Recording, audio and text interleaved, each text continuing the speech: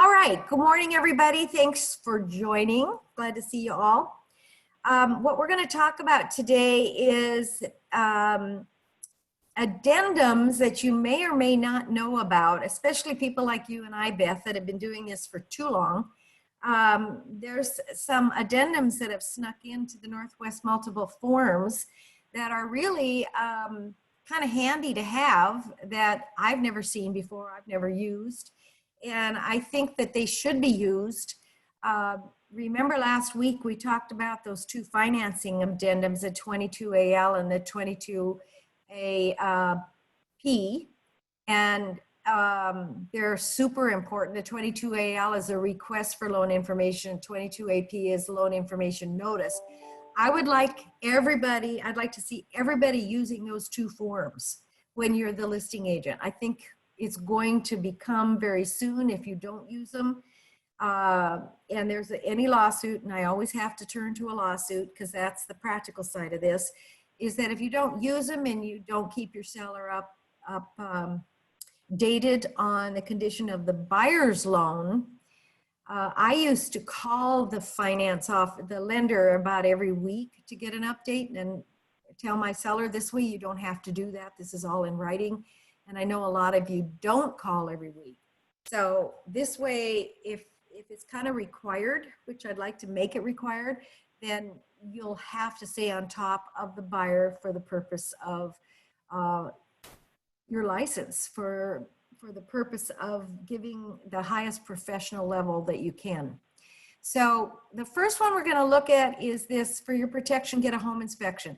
Especially the state is really big on giving 3 inspector names, and for real experienced agents, you tend to have your favorite inspectors. That can be very dangerous for you, and the most that an inspector loses if they screw something up. I had an inspector once towards the end of my career that missed an entire wall of no, it was underneath the house. It wasn't the piling, the pier was not exactly underneath the, what do you call that? A bearing beam in the floor. The floor jack wasn't totally under the floor beam, and he missed that, and the house started settling, and oh gee, I'm sorry I missed that, was his response. And here, I'll give you your inspection money back. And that was the extent of his liability, was giving back the cost of the inspection, which did nothing. That buyer could sue, but I think in his contract, I don't have access and I wanted to see it. I think in his contract, he had a hold harmless in there, that he wasn't responsible for anything that he missed. So be very careful about your home inspector, but you don't want to pick it anyway. You might want to use this form in the future with your 35s for your buyers. You might want to give the buyer this form because that is really going to cover you on this very highly litigious inspection process that we all have to go through. This form says that, oh, somebody's joining us. Richard, good. Good morning, Richard. Glad to have you here. We're going over an inspection form that's form number 22F in the Northwest Multiple List of Forms. I think because of the litigious nature of the inspection process, that it's a good idea for you guys to give this form to your buyers, because they're the ones that make the choice on the home inspector, not you. And you have to be very careful as an experienced agent not to send out the one that you can get on time, for instance. Because I know that for me, I used an inspector that was always available because he did 5 a day. And that's probably why he missed the post under the house, because he did 5 a day. So you are now much more liable than I was 10 years ago. So I would use this if I were you, because it kind of puts you off the hook, and it tells the buyer where to go, the ASHI.org, or they could telephone ASHI.org. And yeah, they'll probably get some of the inspectors you don't like very much, but but it's not your call, it's your buyer's call, and you're just gonna have to live with it. And if the buyer can't get the inspector in a timely manner, you're just gonna have to ask for more time on the inspection. Real easy, right? When it's all a seller's market and they don't wanna give you time. But I would use this if I were you. If I were still practicing, I would definitely put this in your package. And you can read it on your own, but it talks about radon, it talks about FHA, it talks about the appraisal is not the home inspection. And remember that when NWMLS adds a form, it's probably because it's needed. And this is a government form anyway. So there you are on that form. Any questions on that form? Anybody want to chat? Okay. The next form I wanted to talk about was 22K. And the agents are notorious, as was I, not filling this out. You'll include it in your contract and it won't have anything in it, or I'll have one or two things in it. A good listing agent will upload this with the utilities in it so that when a buyer makes an offer, they've got the 22K, the buyer's agent can get them to sign off on the 22K and you'll be done with it. But let's say that your buyer submits a 22K without anything filled in. Here's what happens next. Within 5 days of mutual acceptance, then the seller provides the information of all the utilities having lien rights. So what utility has a lien right? The water district has lien rights. I've never seen any lien rights from garbage, electricity, or gas. So the lien rights allowed by the state of Washington is the water bill, which will pass to the next buyer. So the seller is obligated, you listing agents, you need to pay more attention to this because it's not being done. The seller is obligated to fill this in on at least the water. And you'd hope they'd fill in all of it to give instructions to escrow and to the buyer so that they know who their utilities are. But using 22K, which you should all use all the time, says that the seller has to provide that, and that you agents have the ability to insert those numbers, whoever the, hang on a minute. Good morning, Dominica. That you have the right to insert the information after mutual acceptance. A lot of you are wondering about that, but you're allowed to do that. You don't have to get it signed off. The language at the bottom of the form gives you that right. And it just is something that, what happens if you don't do it? Nobody pays a lot of attention to it, but somebody might someday. So I would be sure that at least the water district is in the 22K and that you keep an eye on that 5 days. Are there any questions? 22K is one of those forms that everybody just ignores, but you always put it on the first page of the Form 21. I'll show you where it goes. It goes on line, everybody always checks it. It goes on line 22K is on line 12. Services of the closing agent for payment of utilities. You always request it. Almost everybody has it requested. And if you request it, you have to attach Form 22K. And if you attach Form 22K, you have to have it filled in at least the water district within 5 days. And it's your responsibility to track the seller and make sure that's done. So that's an ignored form half the time. Well, 3/4 of the time. There's a VA form, a VA escape clause. Yes, go ahead. Eileen, sorry, question. So if I'm requesting, let's say, trio from title company, can I go ahead and ask for all information on a 22K form as well? No, right away? No, I don't think the title report necessarily has the districts, the water districts. Really? I've never turned to a title. Does somebody else know? I've never looked. I don't think so. It'll have underground utility easements that show up, but it'll have If you mean the title report will tell you if there's a previous lien, yes. But if there's no lien, you still don't want there to be a lien when you close. Okay, so path of less resistance. Let's say I'm listing agent and I want to include right away 22EF, description of the lot, and 22K, and disclosure 17. Where do I get that information? Because sometimes sellers, they don't even know. They pay the bills, but they don't know exactly who Seller to pay gas. Seller has to get it to you. It's easiest to get. Oh, seller. Yeah, it's easiest. You can put the zip code in on Google. That's what I do. Okay. I say, who's the utility provider? Who's the water district in 98325? That kind of thing, and you'll get it. But the seller, when you take the listing next time, because you didn't have it this time, I know, Alex, because we hadn't talked about this yet, but next time you take a listing, just have the 22K filled out by the seller, at least the water, but it's best to have it all filled out as a service to the buyer, but as a legal requirement, the water has to be paid off at closing, and escrow will take care of that.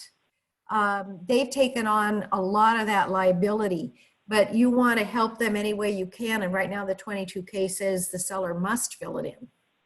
Okay, so you get that information from Google or the seller. The VA escape clause is something that goes along with the financing addendum. VA will not allow purchasers to forfeit their earnest money if there's any reason that they didn't get the VA loan, or if the price or the costs exceed the cost of the loan that they thought they were going to have to pay. So you'd think that would be covered in the financing addendum. However, there are cases where the costs exceed what they were given in the beginning. Let's say that they didn't qualify for 3.5%, but they qualified at 3.25%. So there's going to be a higher buy down. So the costs are going to exceed what they were originally given. This escape clause gives a VA purchaser the right to get his earnest money back if he doesn't like what the interest rate is, for instance. On a regular 22A buyer, if the interest rate is, let's go to the 22A, the interest isn't necessarily going to get you, okay, excuse me, I got somebody trying to get in. Good morning, Gail. So on the 22, oops, I pulled up a 21, a 22, I'm trying to remember if we used to have the interest rate. Yeah, it's not. So on the loan application, there's no interest rate. We used to, back in the old days, when we didn't have all these forms, when we had one form, we would write the financing condition up longhand. And I had it all memorized. This purchase is subject to the securing an FHA type loan, interest rate this, payment terms this, amortized over this, blah, blah, blah, blah, blah. We had books for all these terms, and we had to memorize the terms, and you're writing it up in front of a client. You're sitting there filling in these 1-inch blanks. So we used to have interest rate as part of the loan application, but it is not on 22A anywhere. So the contingency on financing doesn't say you got to like the interest rate. So the VA form, 22 VA, says he has to like everything in the loan. And if he doesn't like it, he gets his money back. And if he does like it, he can proceed with the transaction. Clark County GIS info has water district sewer. Okay, thank you. So you can, I'm going to give you the website. Beth is telling us that Clark County GIS property info has the water district, the sewer, and garbage companies listed. Did not know that. Let's go there right now and you guys can write down this URL. I've got it under here and I've got it here. So here is the Clark County site. Let me put my, thanks for that. This is interesting. Let me put my own house in here, 15024 Northeast 12th Street. Search. Okay, where do they have that?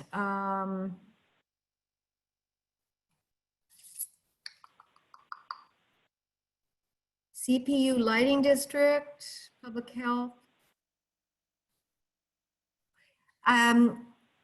Beth, I'm guessing it's on this first page. Zoning overlay, I see fire district, park district, schools, all the schools, water district, and sewer district. Okay, it's right there at the top of it. It's called gis.clark.wa.gov. So for those of you that aren't looking at the screen, gis.clark.wa.gov. And I use it every day. And it's definitely got all of that, school impact fee, everything. Ha, learn something new every day. And it even tells me what day my garbage is picked up. How about that? So thank you. And that means that you can send your clients to that. Isn't that great? We learned something. I learn something new all the time. Any comments about the utilities? Thank you again, Beth. Yeah, thanks a lot.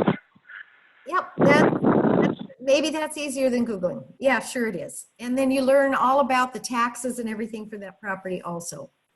Okay, I want to talk to you about a pre-sale addendum. I never have seen a single agent use this. In King County, I didn't not use it. So I'm very familiar with it. I think it's not taught in Clark County for some odd reason, but I'm telling you, this will solve hundreds of issues. A pre-sale addendum is when a house has not yet been completed on a construction site. And you're all selling new construction now. So you go into a site, you find a model you want, there's a lot that it can fit on, and it's either barely started being constructed, or the walls are up, or, you know, it's in some stage, but it's not finished. It's maybe not even got a kitchen in it yet. So let's say up until a month or 6 weeks from completion, you want to use a pre-sale addendum, and you cross your fingers that the builder will accept it. And down here, they're not used to them, but you should be using them because it addresses a lot of things. And you all know that the builder purchase and sale agreements are slanted to the builder. And you should know that you're not obligated to understand a builder contract because it's not a contract you're familiar with. You do the best you can, and you say, here, sign. You probably don't go through it very carefully, but there are pitfalls in the builder contracts, big pitfalls. Intercore once, I was, when I had my RE/MAX office in Seattle, Intercore had a clause in the condominium purchase and sale agreement that they were building in Ballard. And the darn thing said that if they resold it, they had to get permission from Intercore to resell the unit. I couldn't believe it. And they sold quite a few units with nobody catching that. And because I reviewed contracts before this particular agent got their buyers to sign, we didn't go there. We crossed it out. So you have to be careful of builders. They're sneaky. And the addendum will protect your buyer much more. So for instance, on site, let me switch down here to site plan, location of the home and the site characteristics. What if you were under contract with the builder and you didn't, and the builder went and turned the house so that, and it's a corner house, and the builder turned the house so that the backyard faced the, like my house is, the backyard faces the wall of the house next to it. Instead of having a normal backyard, the backyard faced the wrong way. They haven't had any chance to have any input on the what do you call that? Siting, S-I-T-I-N-G, the siting of the house. The addendum gives you the right to have this discussion with your buyer. Do you want to, the house isn't on that lot yet. Is there any question about whether they're going to turn it 90 degrees left, right, whatever? And especially on a corner lot, you want your buyer to be able to go out with the seller when he's siting the house and saying, oh gosh, can you move it over 5 feet to the left? Because the side yard is where I was going to put my swimming pool. Something like that. So if you want to have the buyer have the right to do that, you do not check the box 5A, which says seller shall have sole responsibility to locate the house on the lot. So for those of you that are selling new construction, read this form. We won't go over it in its entirety because it's too much. This form more clearly describes the warranty that the seller is giving. You should all be concerned about the warranty that your buyers are getting. There are some builders out there that are 1 or 2 houses because they've been realtors and they decided to become builders, and they aren't experienced, and their warranties, believe it or not, are the same warranties that you guys buy, get your sellers to buy for your buyers. The how warranties, they're not necessarily new construction warranties. They should be a 210 warranty, but some warranties are better than others. The state provides a 1-year contract for a 1-year guarantee for builders. What if they go out of business in a year? What if they close their LLC in a year? So this warranty survives closing, and it's not only the state level of the warranty, but talks about what the builder should include. And this addendum also talks about the architectural review approval if you're going to be building a house on a single lot somewhere where there's no CC&Rs.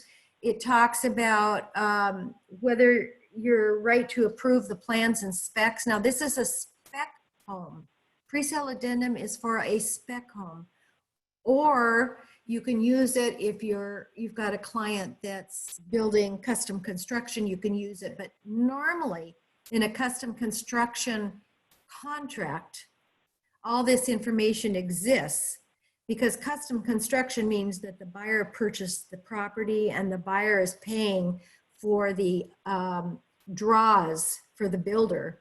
That's a different thing than on a builder site where the builder finances the building of the house and the buyer buys it when it's complete. That's called a pre-sale as opposed to custom. Pre-sale where the buyer doesn't have to get the construction financing. The buyer has to have some control over what's being done, and a builder may have a rock front, they might have, there's what's called elevations. They might have a hip roof or a ridge roof or some other kind. Usually there's only 2 roof types, but there might be brick on the front versus one of those little pieces of wood called or no brick. Let's put it that way. Yeah, cultured stone, right? Cultured stone, yeah, cultured stone. So let's say that there's the model home has cultured stone on it, but the base price did not include cultured stone. So this gives the buyer the right to see what the builder is doing and say, oh my gosh, I thought there was going to be stone on this. That's very typical for the base house to be different from the model home. This addresses those issues. The Architectural Review Committee, they want to be sure that this is in compliance with the rest of the Architectural Committee, which is usually run by the builder. It's always run by the builder until the place is 95% sold out. But this gives the plans and specs The builder needs to give the specs and the plans to the buyer, and the buyer has 5 days to review them, and they can see that it's just warehouse or siding on the front of the house and there's no brick. And they have 5 days to get out of this based on the buyer's right to approve those plans and specs. This is really important, and I think that we haven't had much construction in the 8 years I've been in Vancouver till the last 2 years, and I think agents just aren't used to being very, very careful about the issues that come up with pre-sale homes. Maybe the standard flooring is the cheap vinyl flooring, and the model had the architectural vinyl flooring, and you don't know it until the buyer's gone through the plans and specs and compared them with the upgrades that are in the model home. Any questions on that? It's really important if you're building new construction. Now, if the house has a garage door on it already, if it's already got the HVAC system in and the windows are all in, and I would say before sheetrock, just before the sheetrock stage, the buyer probably doesn't have anything they can pick out. Because right around sheetrock stage, the appliances have been ordered, the garage door is done, and everything's probably picked out, all the flooring and all of that. So if you're selling a house, I should probably have a construction class. If you're selling a house that's right about sheetrock stage, the buyer probably doesn't get any choices. If you've got a site agent, they'll probably explain that. If you don't have a site agent, if it's an ex-realtor building houses like we have all over, then that gets really important, because the buyer might think they get to have blue walls and the builder's only going to let them have white walls. So that is what this is for. Seller's right to modify. If the seller's going to modify anything, they've got to give the buyer notice of approval. If the seller wants to increase the purchase price as a consequence of modifications, then the procedures of paragraph 4 shall apply. And that gives the buyer a certain amount of time to agree with a price change or an upgrade change. And if the buyer doesn't like it, they get out of the contract to get their earnest money back. So it's pretty important to use this pre-sale addendum. And there's so much about construction that we don't have time to go into. If anybody wants a special class on it, and nobody will, but I'm giving you the ability to. Oh, and by the way, when a construction site is new, they generally get permits to start building spec homes prior to the CC&Rs. That's called a preliminary approval. And you may sell a house with a preliminary approval with no CC&Rs. That's a free walk. If the builder's slow on getting the CC&Rs done, which has been known, and the house is completed, the buyer can still walk if there's no CC&Rs. You should know that. And that's not going to be in the builder purchase and sale agreement, but it's here in the pre-sale addendum. And what if the CC&Rs say that you can't rent your house? There's a lot of people that won't buy a house if in 7 years they live in it for 7 years and then they move and they want to keep the house and rent it, and the CC&Rs restrict that. You want to know that. The CC&Rs may say no Airbnb, and you want to know that. And they do say that these days. So that is CC&Rs are extremely important, and I'm pointing out things that cause problems so that you realize it's just not a slam dunk, that the CC&Rs can be unattractive to a buyer. So use a pre-sale addendum on any new house that does not yet have the CC&Rs and is not past the sheetrock stage. Once it's past the sheetrock stage, like I said, there's just no specs. This paragraph on the buyer's right to approve the plans and the specifications and the siting of the house, that's all irrelevant because they're not going to have the right to approve any of it. Make sense? And by the way, don't ever let your buyer go inside of a house under construction during the week. I had one buyer do that and put in stereo wiring, and geez, all hell broke loose. So they did it before the sheetrock stage, and the builder was furious and made him take it all out. So any questions? This gives you a pre-closing inspection walkthrough. And also, here's another important thing, the date of completion. The buildings are never done on time. What happens if they're not done on time and your sales contract runs out? This will give you up to 30 days after the contract is dead without having to get an extension. The builder contract probably gives you the same 30 days. Please look at the builder contract, look at any automatic extensions due to the home not being done, and please be very careful about blaming the builder if it's not done. Sometimes with all the construction that's going on, you can't even get a power pole on the property. I just got a cutoff on sewer line. It took 3 weeks for the permits. You just never know how long anything's going to take. So you've got to prepare your buyers for that. In fact, let me take this time to talk to you about closing. On new construction, and I know you guys are starting to sell new construction, the closing date, because of what I just said, the completion of the improvements, because they rarely are done on time, your buyer is selling a house or moving out of an apartment or a rental, they're going to think that just because it says it's going to close March 31st, that they're going to have possession on March 31st, and they got this big long commercial truck full of furniture coming, and they're moving from Arkansas.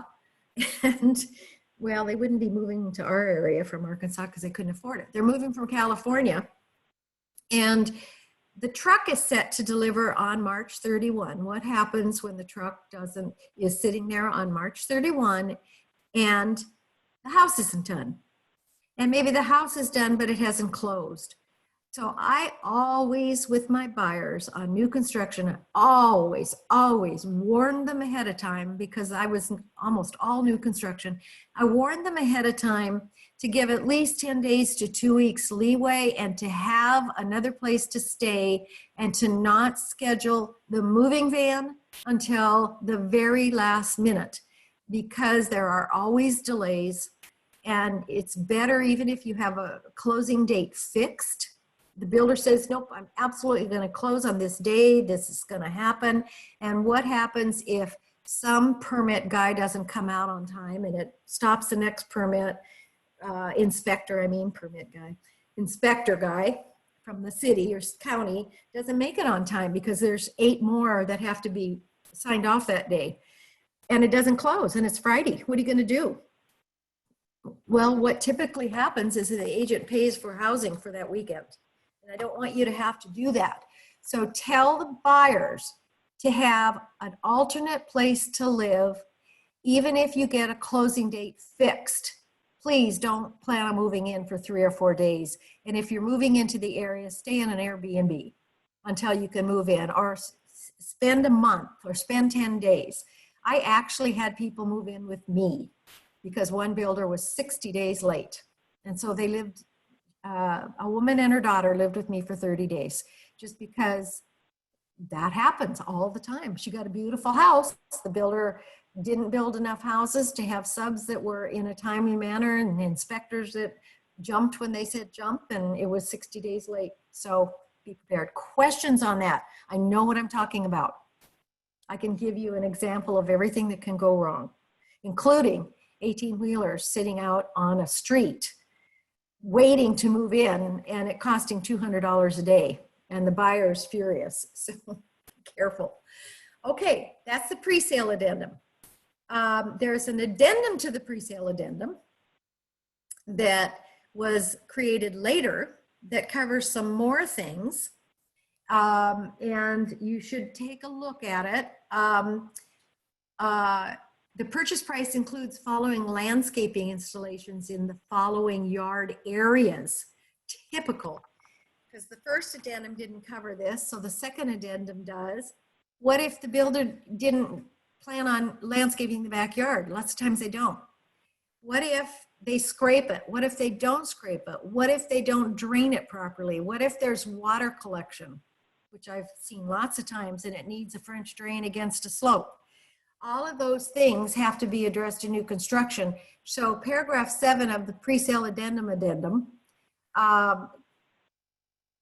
talks, if you check that box, it says front yard, side yard, backyard, and what's going to be done. And the backyard is typically grass only, but at least get that in there, because a lot of builders will not do the backyard and nobody even thinks about it.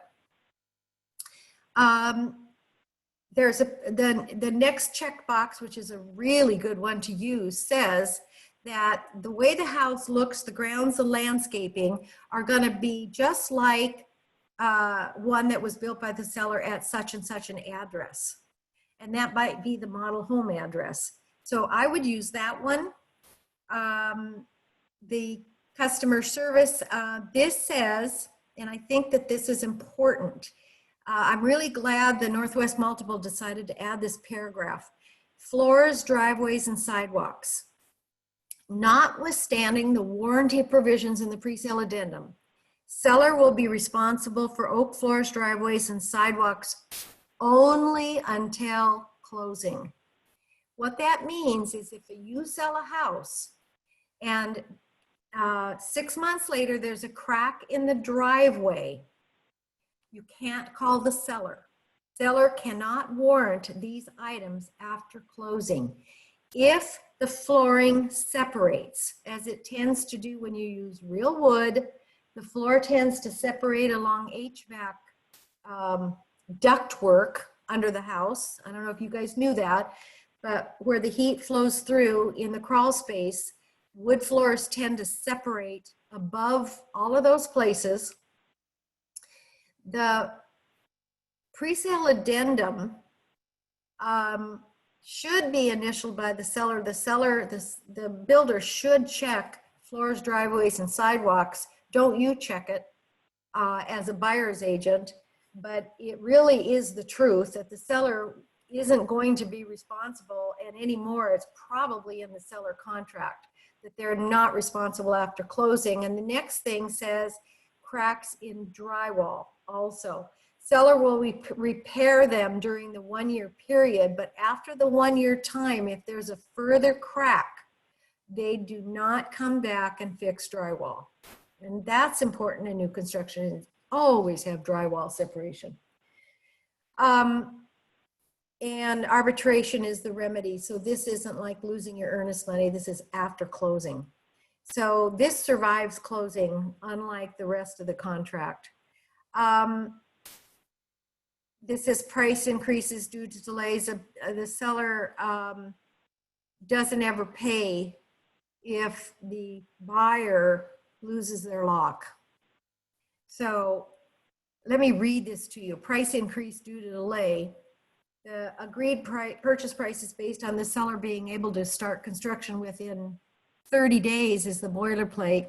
If the seller is unable to commence construction within this period due to circumstances beyond seller's control, which it always is, then so long as the seller has not terminated due to buyer's breach, the purchase price shall be increased by the greater of the seller's actual increased costs, overhead, and sales tax due to the delay or a certain percent. So watch a seller that might have in his contract an increase due to delay in the start of construction, because with inflating prices, they may want to, they may have that in the builder addendum. And that's why I'm going through this with you, because down here in Seattle, we used to always have the Form 21 that we use, but down here they all seem to have builder addendums, and I don't like those addendums, and we're not licensed to read those addendums. So I'm telling you about this because I want you to know it's there. So next time that you do a new construction house, just know that you need to go to the presale addendums and the addendum to the addendum before you even write up the contract. And take a look at the builder addendum and be sure that you advise your buyer to have their lawyer look at it. But on a builder addendum, no deal will ever go together if they follow their attorney's advice on a builder addendum, because they're pro builder. And if you use the addendum, then your buyer's lawyer may approve the sale. It's not going to happen otherwise. Okay, questions? That's all the new construction I'm going to talk about. And I'm seeing all of you do new construction, so please, hey, I hope this helped. Any comments? Anybody learn anything they didn't already know? I hope. Inspection. So I'm just about done with these forms classes, and I'm going to complete it with the inspection and review that. And these two, yep. I'm going to complete it with the inspection addendum and the inspection addendum response, especially for new agents that don't know how we do this. So in Washington, it's different than in Oregon. On an inspection contingency, I have seen 35A, knowing what the buyer agent intended, and then the buyer agent did not check the box for 35A, thinking there was an inspection contingency and not having one because they didn't check the box. And you all know you have to be very careful and check the inspection contingency box. The inspection contingency lays out the notices. I have a comment. Let me see what it is. It's, I'm sure, a good comment. Am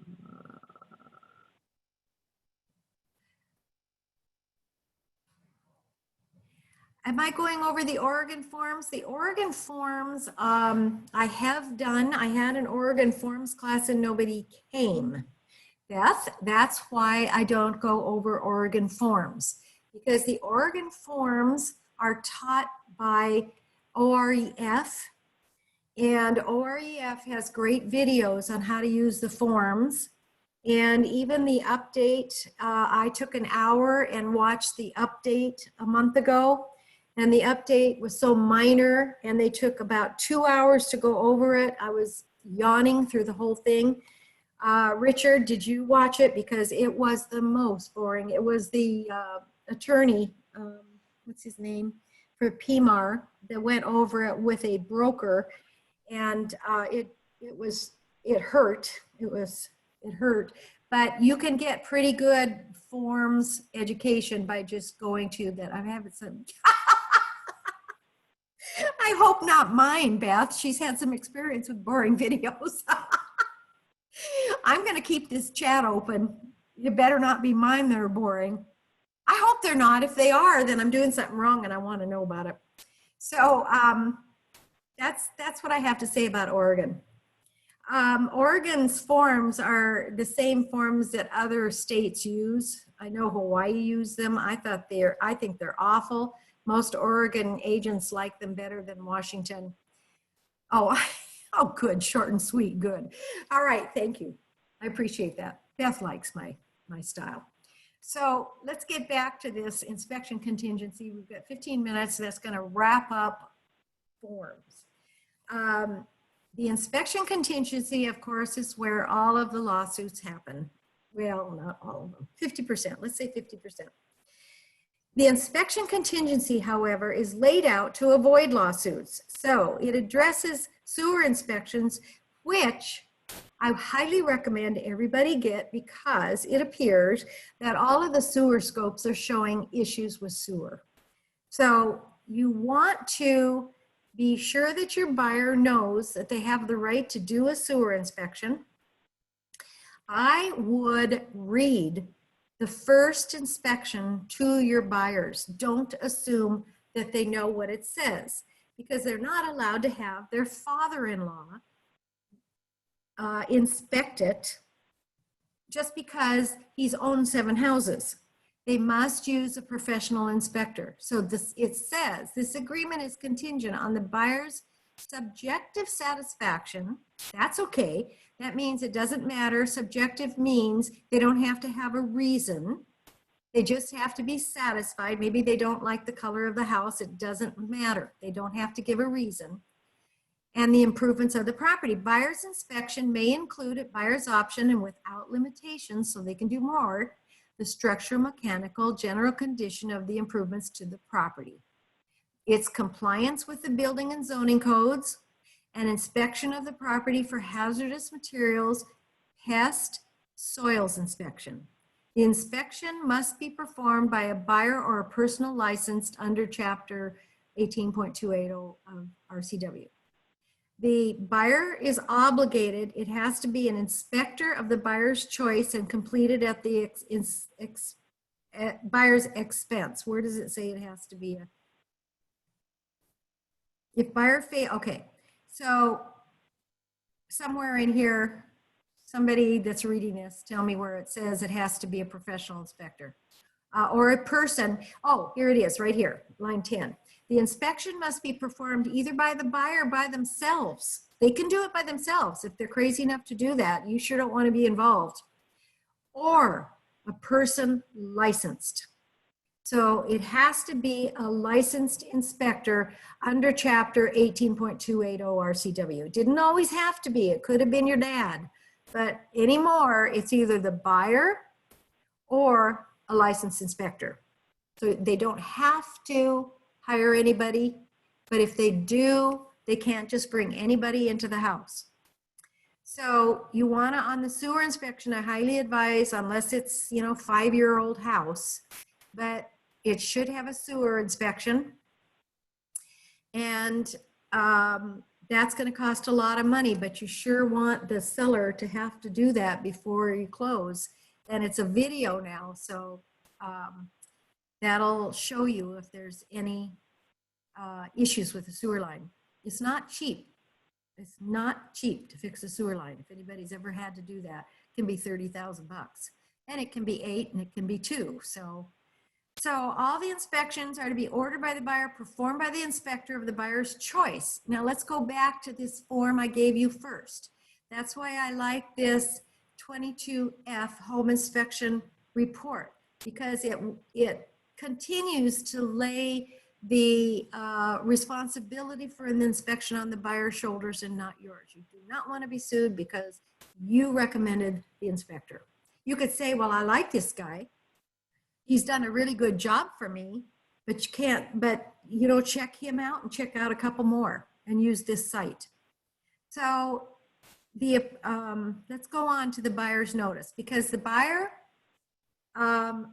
can let the time go by. They're not forced to do the inspection, even though it's a contingency. What happens if the time goes by on inspection contingency and they hear nothing from the buyer? What happens is that they're non-contingent. They can no longer not buy the house because of anything that came up in the inspection. That's number one, and that's going to happen over and over again if the buyer doesn't do their job.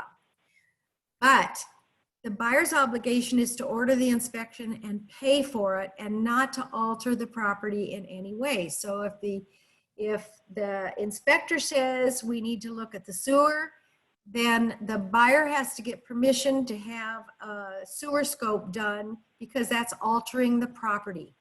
And if the buyer does alter the property, they have to restore the property and the improvements. I've had an inspector have to pay for a furnace that they turned on, and in the process of turning on, it got all out of whack and the house went cold and the pipes froze. So the paragraph here, inspectors know better than to do that anymore, because, by the way, we didn't have inspections prior to 1993. So there's been a lot of improvement in inspectors since 1993. Believe it or not, we did not have inspections. In fact, we never even had the seller disclosure until 1990s.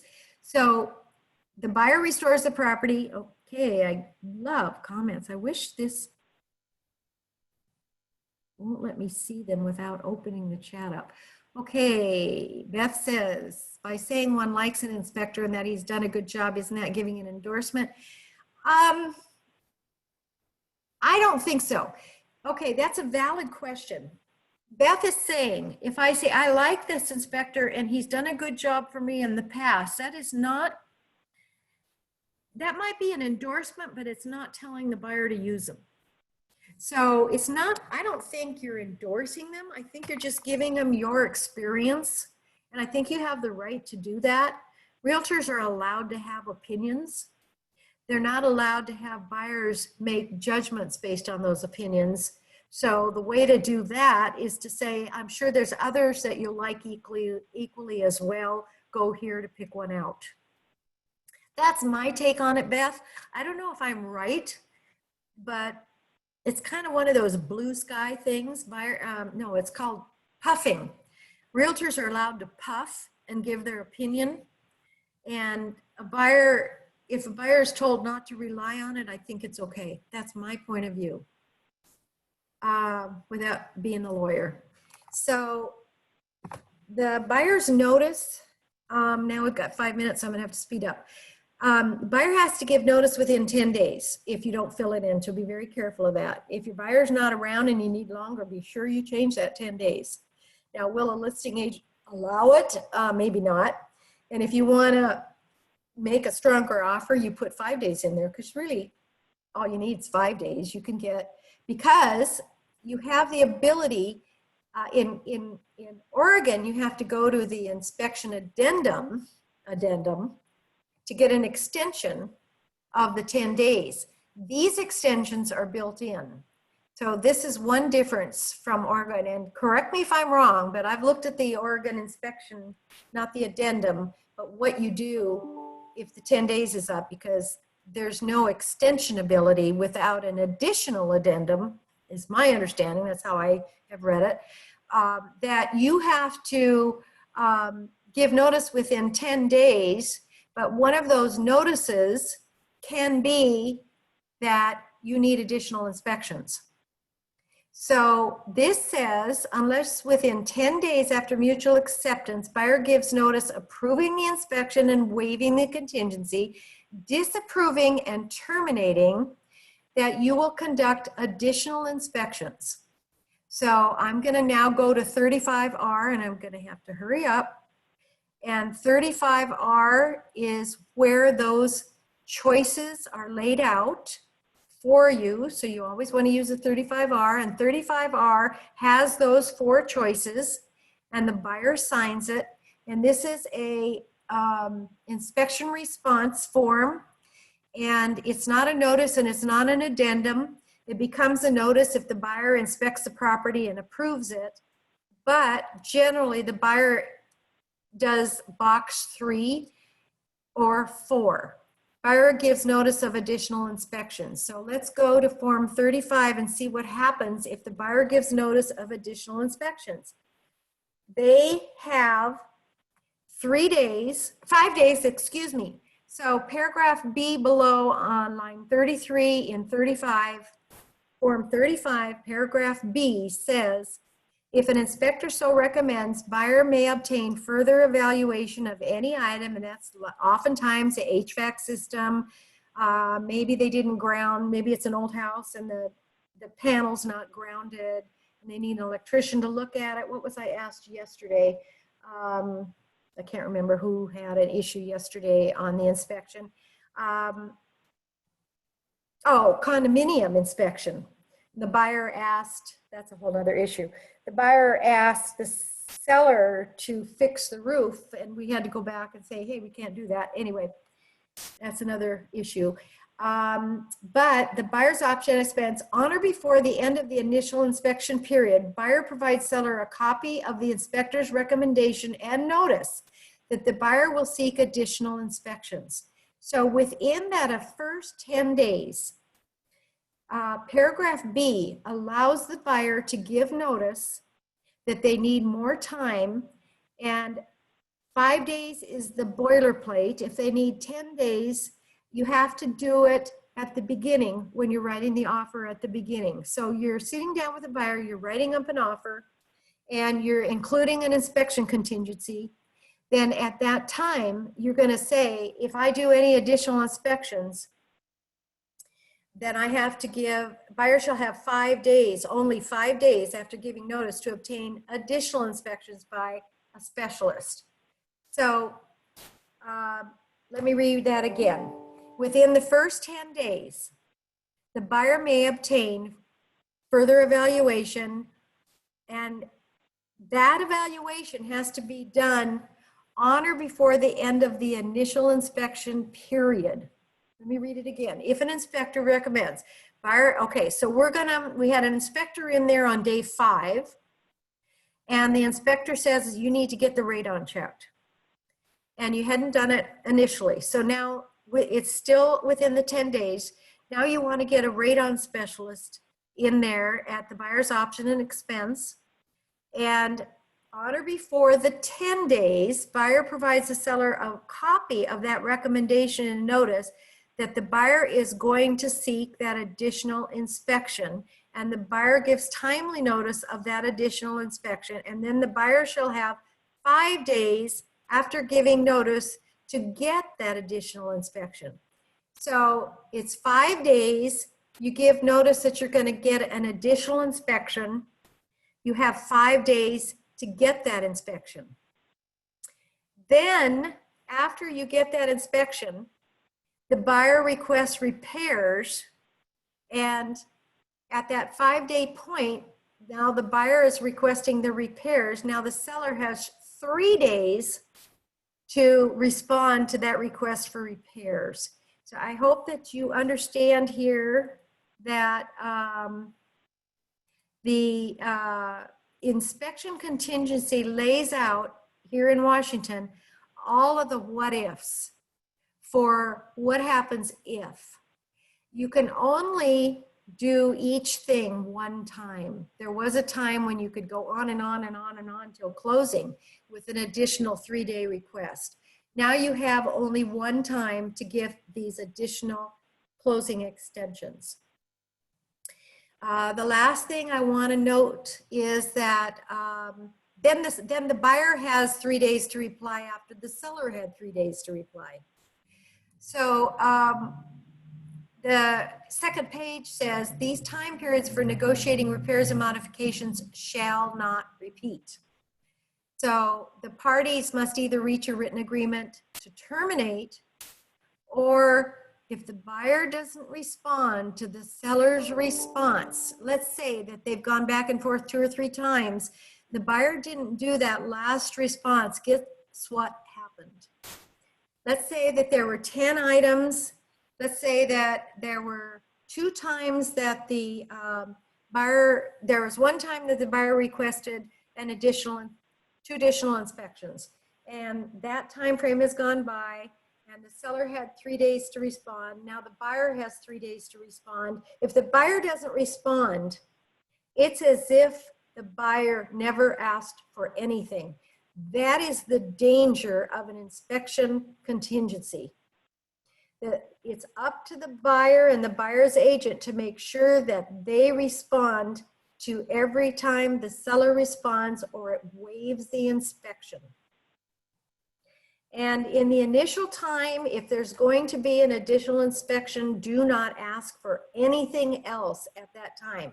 So do not say in that first 10 days that you want, say, 5 days for an additional inspection and you want the roof replaced. Don't do that at the same time, because if you put the 35R in there that you want the roof replaced, you're going to be responding to the inspection addendum for a final time.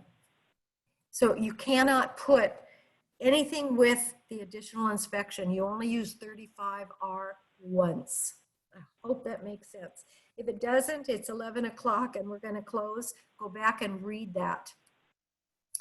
And just know that the repairs are to be completed in a professional manner, not by the buyer or the buyer's agent. You want the buyer, however, to select the repair people, and that's kind of a new issue.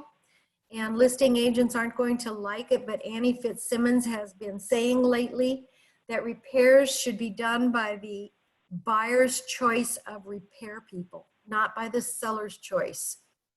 that's the best way to handle that. Any final questions?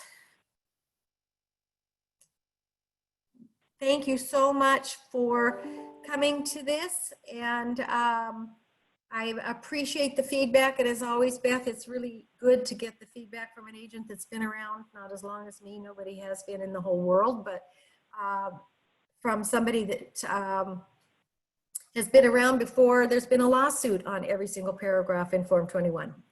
So I welcome you. We're done with this. I'll let you know if I start it again, but I think we've gone over everything we need to, and thank you so much. Bye now.